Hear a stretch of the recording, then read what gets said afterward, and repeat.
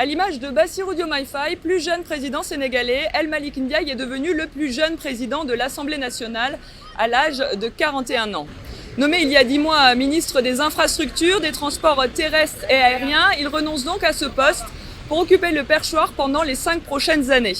Natif de Louga, il est diplômé en management, commerce international et transport et logistique. Il cumule une expérience de 15 ans en tant que cadre du secteur privé dans des multinationales des secteurs des transports et des mines.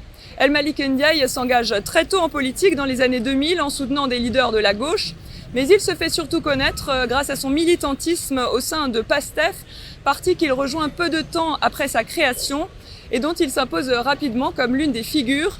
Il devient secrétaire national à la communication. Il dénonce les dérives de l'ancien régime, notamment l'emprisonnement de nombreux cadres du parti, dont Ousmane Sonko et Bassirou Diomaye Faye, ce qui lui vaut de passer quelques jours en prison et d'être placé sous bracelet électronique, accusé de diffusion de fausses nouvelles. Il sera libéré de son bracelet électronique à quelques jours de la présidentielle, remportée donc par son parti, le PASTEF, en devenant le 13e président de l'Assemblée nationale. El Malick Ndiaye entre ainsi dans l'histoire politique du Sénégal. Il devient la deuxième personnalité de l'État, le garant du pouvoir législatif.